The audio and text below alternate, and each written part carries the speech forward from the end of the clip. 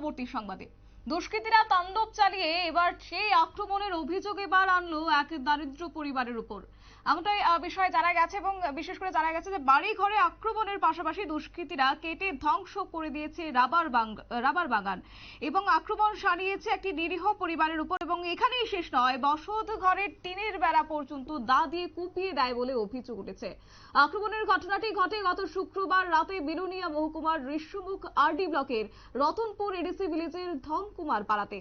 এবং জানা গেছে যে ধনকুমার পাড়ার বাসিন্দা রঙ্গিলা ত্রিপুরা স্বামী জহুর নন্দ ত্রিপুরা বিলোনিয়া জনৈক এক বাড়িতে ভাড়া থাকতো। বাড়িতে লোকজনের অনুপস্থিতির সুযোগ নিয়ে হঠাৎ করে দুষ্কৃতীরা রাতের অন্ধকারে হামলা চালিয়েছে।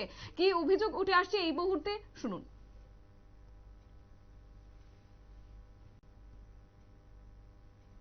যে লিপটা বা কাটে খাইছেন গ্রামের লোক এদের আগে সরকারে মানে এগ্রিকালচার তারা লিপটা বান্ডিল হয়েছে। আমার জায়গা কাগজ আছে, এই জায়গা কাগজ দেখিয়া আমি বানছি ইদি বান্ধিয়া পরে তারা কিটা করছে ইডিরে জোর জবরদস্তি সরকার জায়গাটা দখল করে লইছে। এই কথা কইয়া গ্রাম সভা মিটিং করে পঞ্চায়েতে হঠাৎ করে আমার এই পুখিটা কাটিয়া খাইছে। যে প্রায় 3-4 লাখ মতো ইদি কিন্তু মাছ ফেলাইছি আমরা।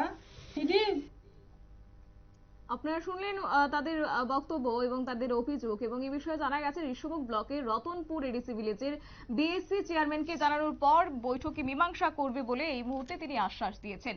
নিয়ে নিচ্ছে ছোট্ট একটি বিজ্ঞাপন বিরতি, সঙ্গে থাকুন।